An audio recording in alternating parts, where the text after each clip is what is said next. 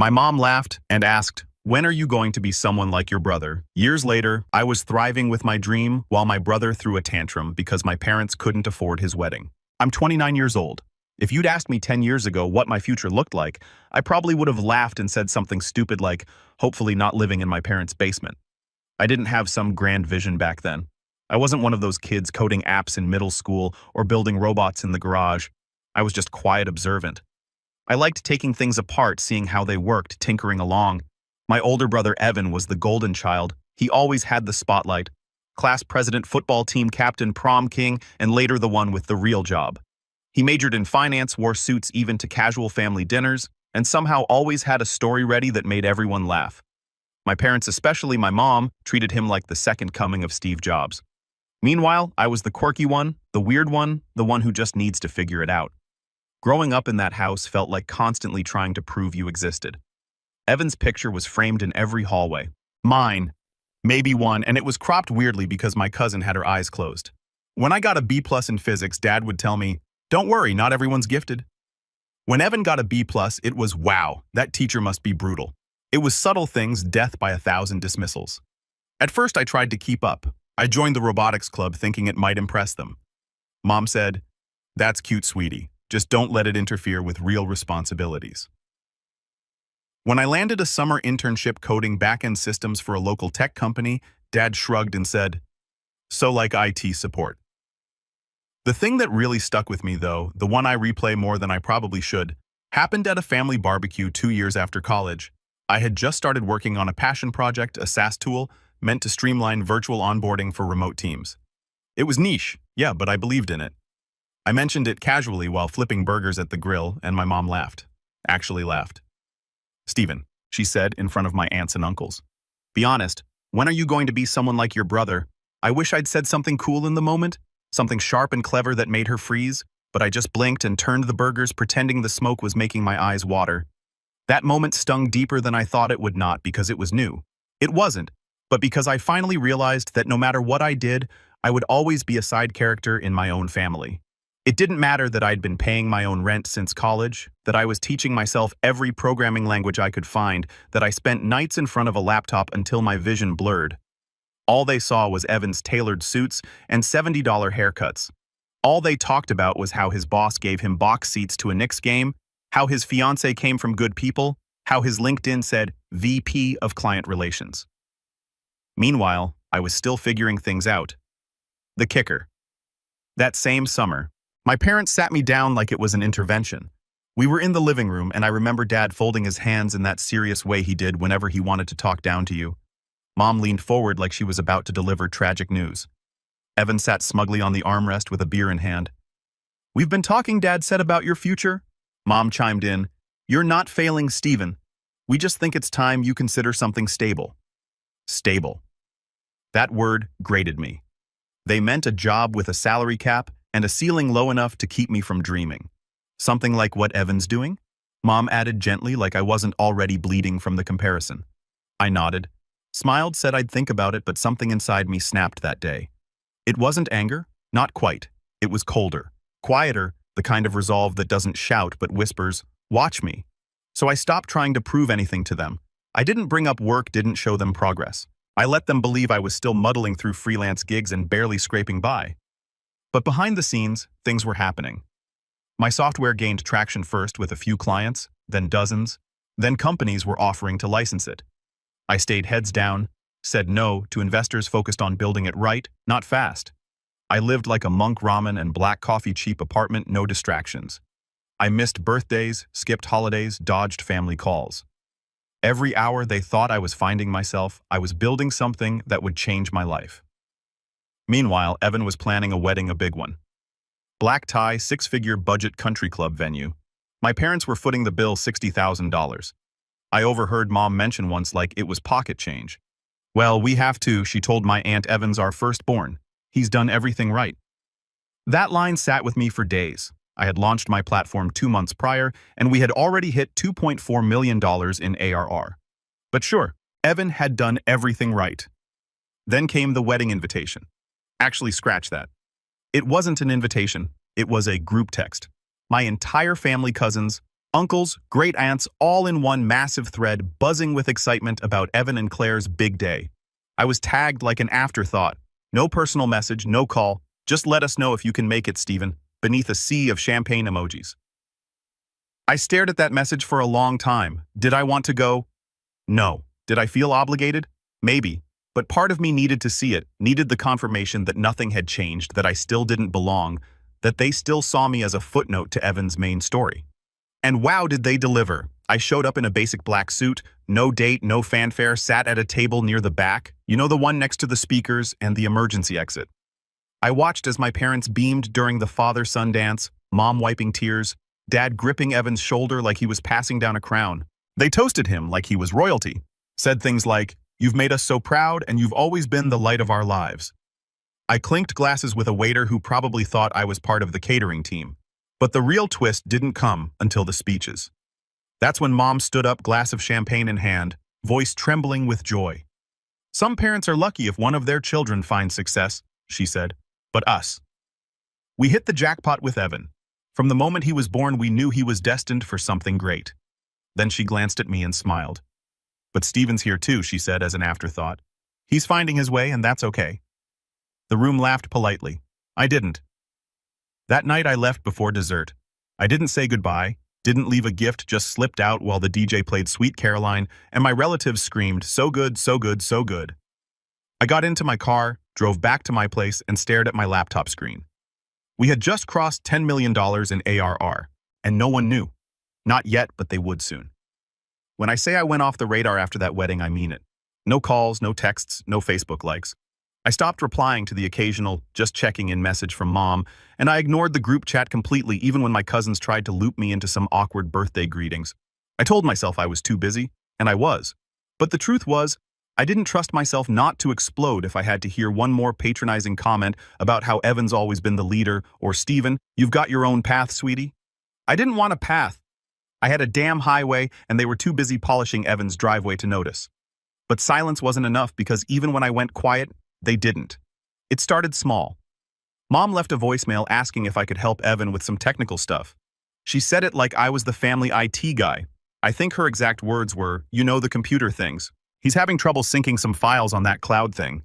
I didn't respond, so Evan emailed me. Yo, it said, "No, hey, no, how are you? Just yo. Claire's laptop is stuck on some update screen. Can you look at it? No, please, no offer to pay, just the assumption that I was available and obligated to fix things." I blocked his email.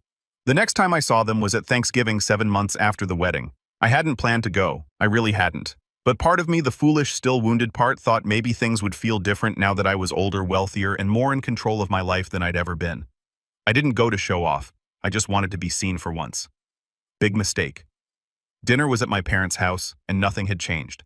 Same peeling wallpaper, same centerpiece Mom bought from the dollar store 6 years ago and insisted was rustic charm. Evan and Claire arrived 20 minutes late, fashionable of course, and Mom greeted them like they'd flown in from Paris. Me. I got a nod, a literal nod. The food was fine. Turkey, dry potatoes, lumpy, but the tension, immaculate. Every time I tried to speak, someone cut me off. Every time Evan opened his mouth, the room turned to listen like he was reciting ancient prophecy. He told some story about a golf game with his boss, and Mom actually clapped. Then Dad launched into this tale about how proud they were of Evan's new financial management initiative, which I'm pretty sure was just him making a new spreadsheet at work. I said, "That's great," and went back to eating. But the real blow came after dessert. We were sitting in the living room, half the family asleep in armchairs, football humming quietly from the TV. Claire was showing off photos of their honeymoon Italy, of course, and Evan turned to me casually like we were old friends. "So what have you been up to, little bro?" I blinked. "Working?" He raised an eyebrow. "Still freelancing?" "Something like that," I said, keeping my tone flat. Mom cut in from across the room. "He's doing little app things, I think." "Aren't you, honey?" I stared at her. "I run a software company." She laughed. "Oh, Stephen, you always make it sound so fancy." "It's real," I said. "We just hit our first major milestone." Dad looked up. "Milestone?" I shrugged. 91 million in valuation. The room went silent. Claire paused mid-scroll. Evan turned fully toward me now, the smugness wiped clean off his face.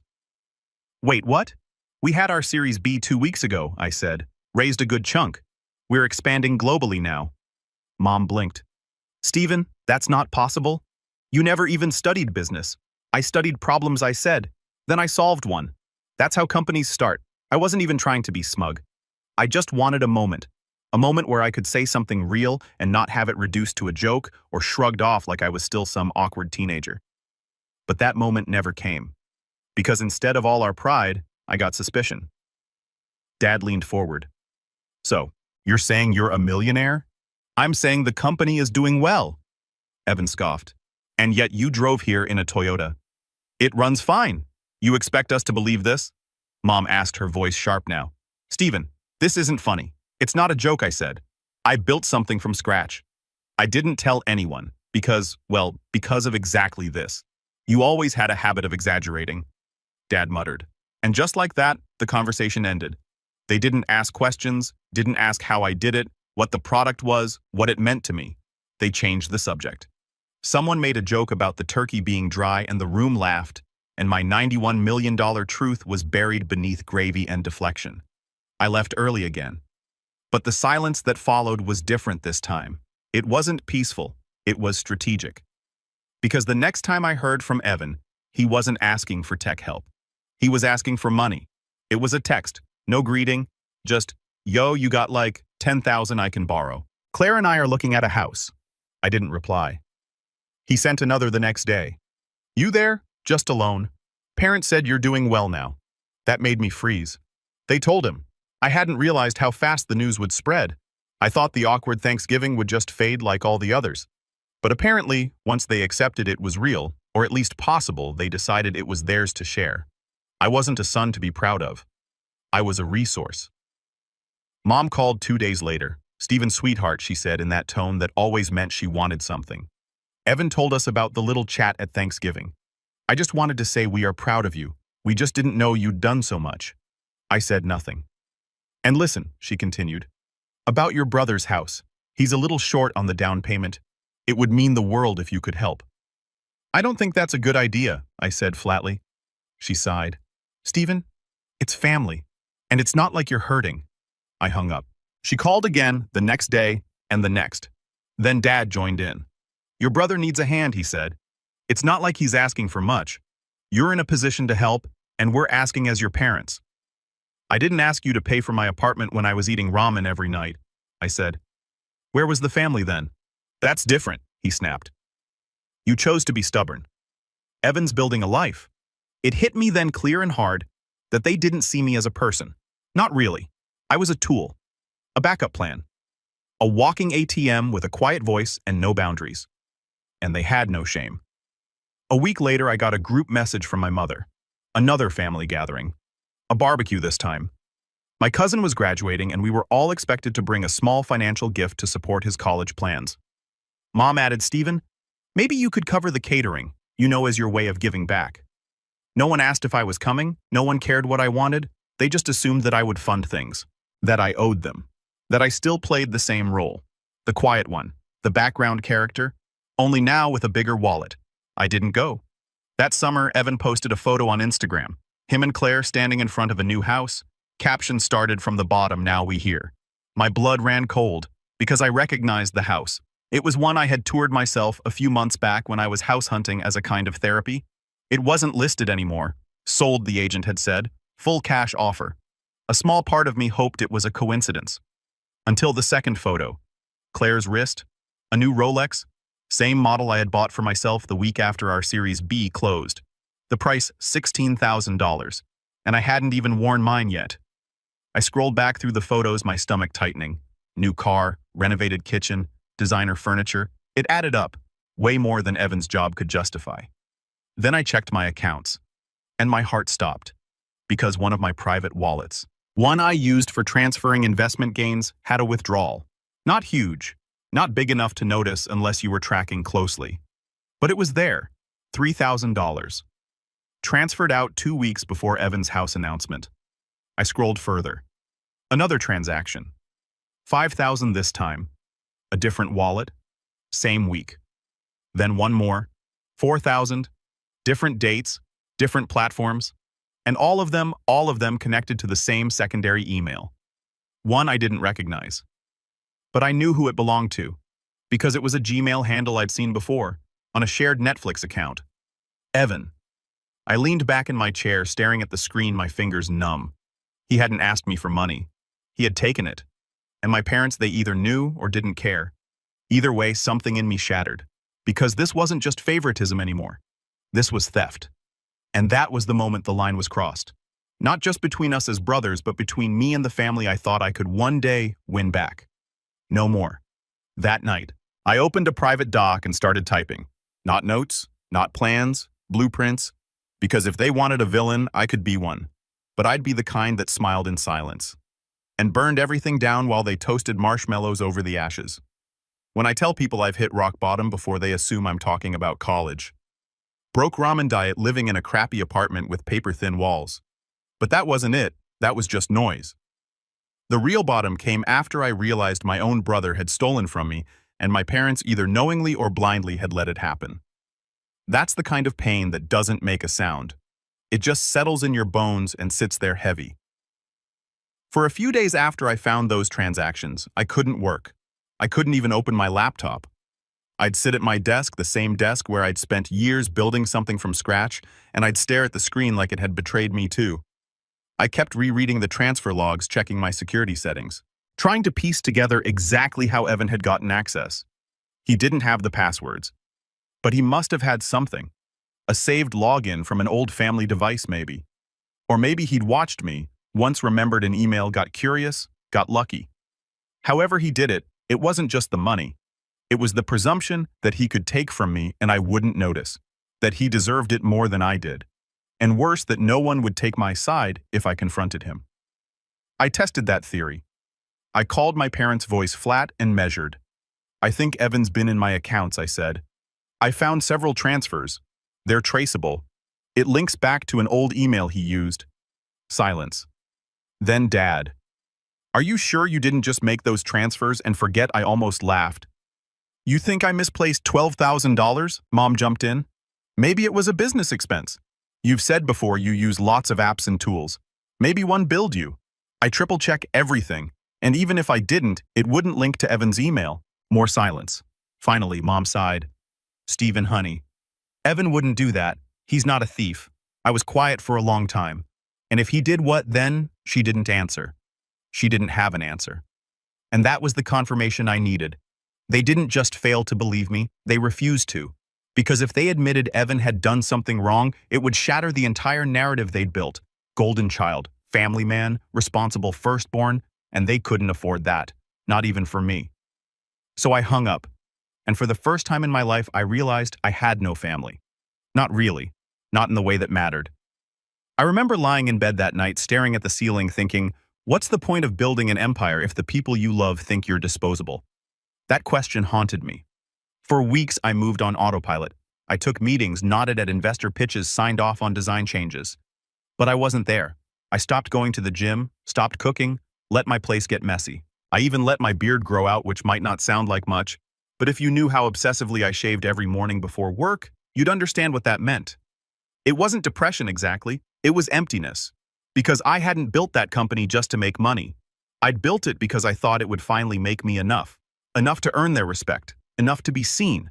But now that I had it, the numbers, the headlines, the growth, all it had done was make me a bigger target. A golden ATM with no withdrawal limit. At one point, I even thought about selling.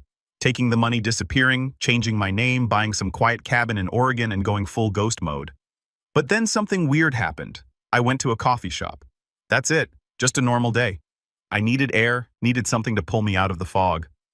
I brought my laptop, told myself I'd answer a few emails, maybe reorganize our internal dashboard. The shop was noisy. Some college kid was doing a Zoom call too loudly in the corner, and a toddler was melting down over a muffin. But somewhere in the chaos, I heard someone say my name. Not Steven, but my company name. Yeah, my team just on board with Oxen. That platform is wild, saved us like 12 hours of setup time. Their UI is so smooth, it makes Google Docs look like Notepad. I turned. It was a guy in his late 20s, business casual, talking to what looked like a client. I didn't know him. He didn't know me.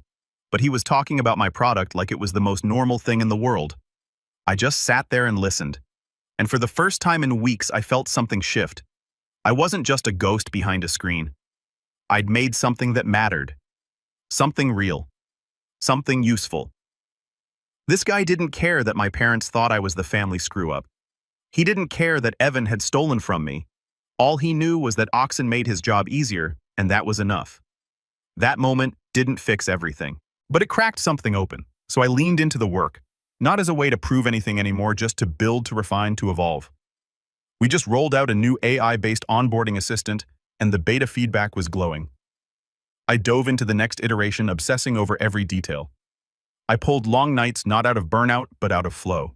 I reconnected with my co-founder Mira, who I'd been unintentionally ghosting during my spiral.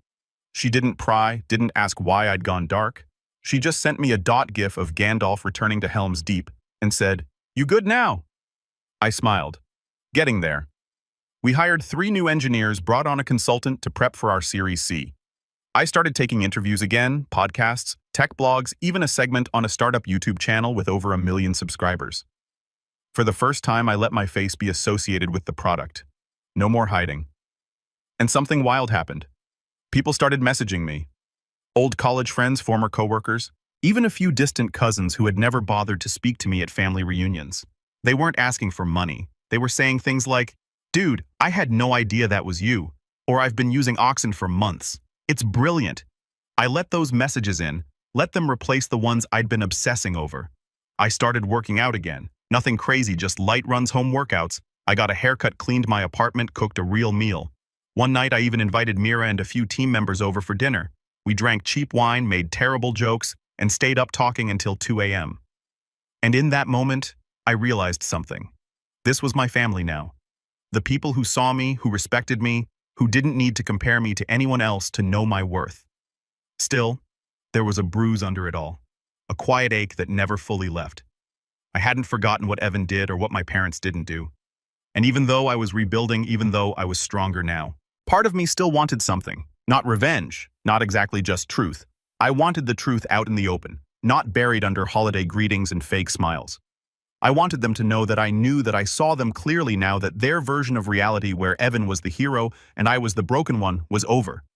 And that's when I started planning. Not a petty scheme, not a dramatic takedown, something quiet, something undeniable, something that would force them to sit with the truth for once. It started with a visit to a lawyer. I didn't tell anyone, not Mira, not my team, just me and a notebook filled with transfer logs, screenshots, and old emails. I walked into that office with a folder under my arm and a storm in my chest. The lawyer, a sharp woman named Talia, took one look at my notes and said, "You've got a case." "I don't want to press charges," I said. She raised an eyebrow.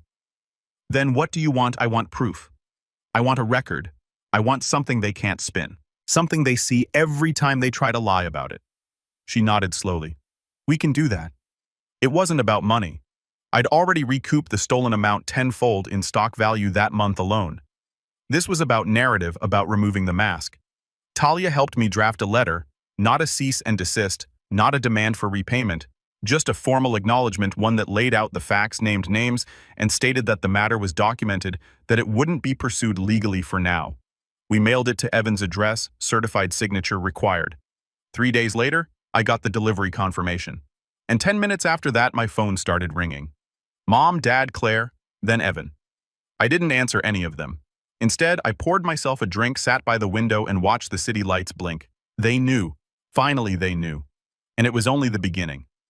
When I was younger, I used to fantasize about revenge in the dumbest ways, getting a big promotion just to throw it in their faces, showing up to Thanksgiving in a Lamborghini. You know, movie moments, flashy, loud. But after the letter, after the calls, I ignored, and the silence that followed, I didn't feel the urge to be loud anymore. I didn't want them to grovel. I wanted them to understand. To look around one day and realize everything had shifted, and they'd been too busy polishing Evan's shoes to notice the floor falling out beneath them. But to do that, I had to be methodical, strategic, precise. And I had to play the long game. The first step: control the narrative. Not publicly, not through some dramatic social media post. No, I didn't need the world to know what happened, just them.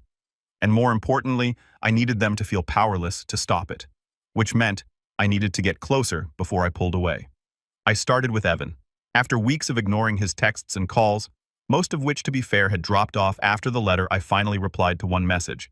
"Let's talk." That's it. No emojis, no context. He answered in seconds. "Dude, yes. When and where I suggested a bar downtown.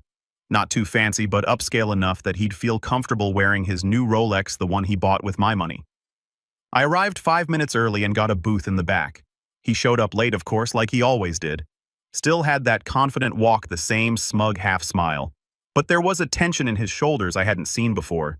He was trying to look relaxed, but I could see the panic bleeding through his shirt collar. He slid into the booth, glanced around, and gave me a forced grin. "Man, been a while, huh?" I nodded. "It has." Silence. He leaned in, lowered his voice. "Look about the letter. You got it." Yeah, I got it. He rubbed his hands together like he was washing guilt off them. "I didn't mean to steal anything, bro, seriously. I thought it was an old account. I just needed a little cash and saw it still had money in it. I didn't think it'd matter." "You didn't think stealing would matter? I didn't know it was stealing at the time. I swear, He looked away, swallowed. I was desperate. "For what?" "A Rolex and a down payment." He flinched. "Claire was pressuring me. We were trying to get a place before the market jumped again, and Mom said you were doing well, so I figured—" He stopped. He figured that I'd be fine with it, that I wouldn't notice, that I wouldn't matter. "I didn't come here for an apology," I said. He looked confused. "Then why are we here to give you a choice?" That got his attention. He straightened up. "A choice?" "Yeah. You repay me with interest quietly, no drama, no excuses over time, or I escalate." His lips parted, but I raised a hand. "And before you try to bluff, I have everything. Logs, emails, IP addresses, timestamps, and a lawyer who's very good at making noise." He stared at me for a long moment. I could see the gears turning. I knew Evan well enough to know he wasn't truly sorry, just cornered. Finally, he exhaled. "Okay, fine. I'll do it." I nodded. "Good." But he added quickly, "Don't tell Mom and Dad." "All right. They'll freak. It'll tear the family apart." I laughed. Not loudly, just a small, bitter chuckle. "I'm not the one who tore it apart, Evan." I left him with the repayment plan in writing a document my lawyer had already prepped. Monthly transfers, reasonable amounts, just enough to sting. He signed without reading it carefully, typical. But that was just step one. Because now that I had him where I wanted him, cooperating, silent and nervous, I could move to step two, rewriting the legacy. For years, every family event had been about Evan. His career, his wedding, his life. I had been background noise. And if I wanted to change that dynamic, not just for revenge, but for closure, I needed to become undeniable in their world, on their turf. So, I started small. I sent my parents a gift. It was a framed newspaper article from a local business journal. Nothing flashy. Just a clean layout. A photo of me, face finally public, and a headline. "The quiet tech founder changing how teams work globally." Below that, an editor's note. Oxen Software, founded by Stephen L., just hit a valuation of $91 million after closing its Series B funding round, positioning it as one of the fastest-growing startups in the onboarding automation space. I didn't include a note, just the article. A week later, my mom texted me, "Got your gift. Didn't know you were in the news." "That's impressive. Impressive." From her, that was a whole monologue. Then a few days later came the next surprise, a dinner invitation. Not a group thing, just me, Mom, and Dad. We'd love to catch up, just the three of us. I accepted, and I planned everything. I showed up 15 minutes early, reserved the table, chose the restaurant. A quiet Italian place in the city, tasteful, expensive, but not flashy. The kind of place that says, "I belong here," without screaming it. I wore a simple tailored suit, no watch. No jewelry, just confidence. When they arrived, they were clearly flustered. I don't think they'd expected me to look so composed. Mom hugged me awkwardly. Dad offered a handshake. We sat. They made small talk about weather, traffic, a cousin's baby. Then came the question, "So your company?" Dad said, clearing his throat. "Tell us more." "We didn't realize it was doing so well." I smiled politely. "It's been a good few years, a lot of hard work." "I just wish you told us sooner," Mom added. "We felt left out." I paused. "I didn't think you were interested." She blinked. "Of course we were." I tilted my head. "Mom, last Thanksgiving you said I was finding my way after I told you about the business." She looked down at her menu. "I'm not trying to make you feel bad," I said. "I'm just being honest. For a long time it felt like you only saw what Evan did right and what I did wrong." Dad shifted uncomfortably. "That's not true." "It is," I said calmly. "But I'm not here to argue. I just want you to know that I'm doing well. I'm happy, and I'm not the same kid who needed your approval." That landed hard. They didn't argue, they just sat with it. And for once the silence wasn't dismissive. It was thoughtful. I didn't mention Evan didn't bring up the money. I wanted that to stay separate. This dinner wasn't about guilt. It was about establishing new boundaries, new rules. After that night, I started attending family events again. Not everyone, but just enough to be visible to remind them that I wasn't hiding anymore. And when people asked what I was doing these days, I told them without shrinking, without apologizing. And slowly, I began to shift from Evan's brother to the one who built that software company. It helped that Oxen was everywhere now, startups, HR blocks, even a sponsored segment on a national podcast. My name was out there, my face, my story, and it wasn't long before my parents started bragging about me. The same people who once scoffed when I said I was coding now boasted to their neighbors that I led a global team. They didn't fully understand what I did, but they knew it mattered, knew it was big. But that wasn't the end goal.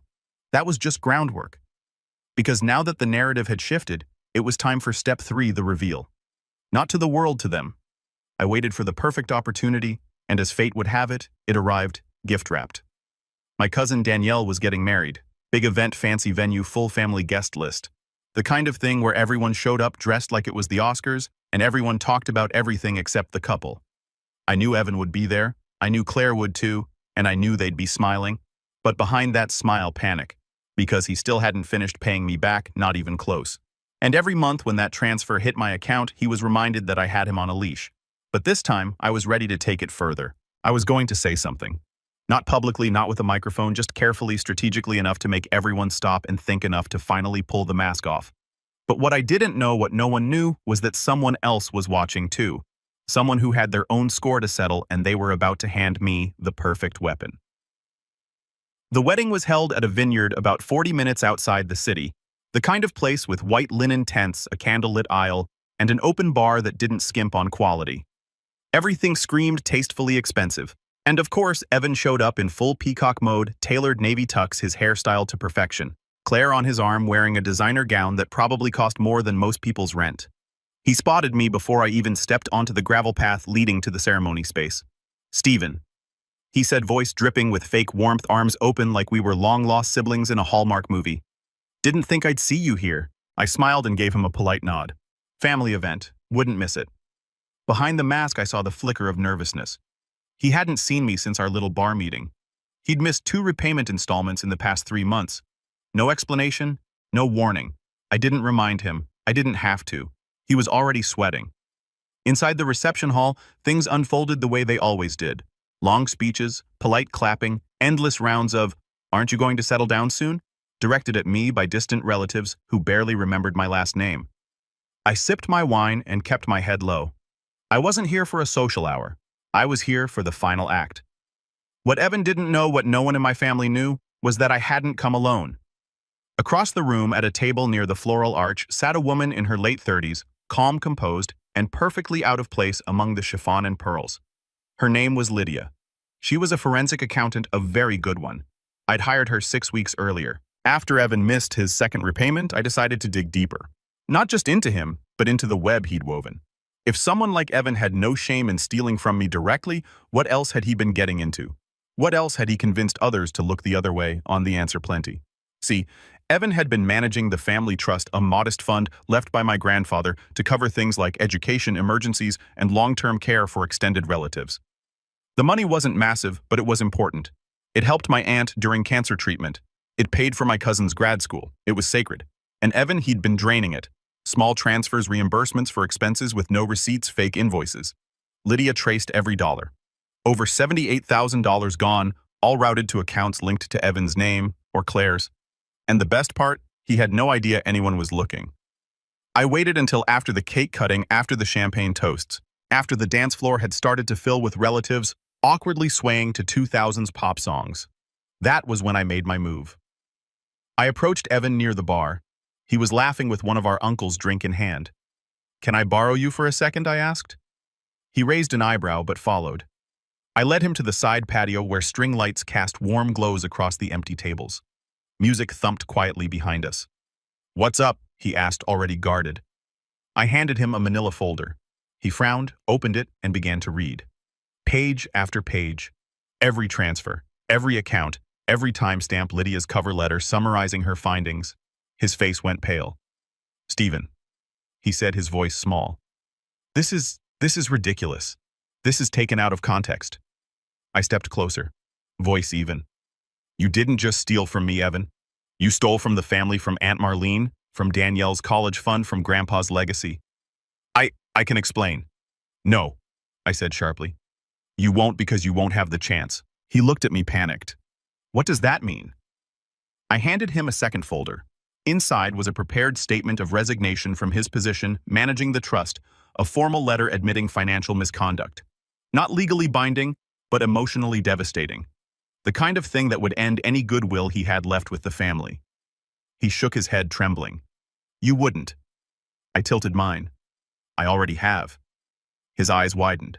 And that's when I stepped aside and gestured to the door behind me. It opened. Lydia stepped out, but she wasn't alone. Behind her was Aunt Marlene, Danielle's mom, and my cousin Jonah, the one Evan had mocked years ago for choosing teaching over finance. They'd seen it all. He staggered back, face red, words failing. "No," he muttered. "No, you don't understand. It wasn't like that. You don't get to explain." Marlene said, voice cold. "You get to listen." And listen he did. We didn't yell. We didn't insult him. We laid out the facts, calm, surgical. Then Lydia handed him the final document, a restitution agreement. Every cent he took from the trust, he'd pay it back or face legal action. Evan's knees buckled slightly as he sat down on the edge of a planter. He knew he was finished. I walked away after that, didn't need to stick around for the fallout, but I heard it was dramatic. Claire left the wedding early in tears, apparently. Rumors spread like wildfire. By the next morning, half the family knew. And by the end of the week, Evan had been removed from every family group chat, blocked on 3 social media platforms, and quietly disinvited from my parents' anniversary party. As for my parents that came next, they called me several times. I ignored the first few. Then I answered. It was my mom. "Stephen," she said, her voice raw. "What happened at the wedding? Is it true, all of it?" Silence. "Then why didn't you tell us?" "You never listened," I said. "Why would I keep trying?" I heard her crying. I didn't enjoy it.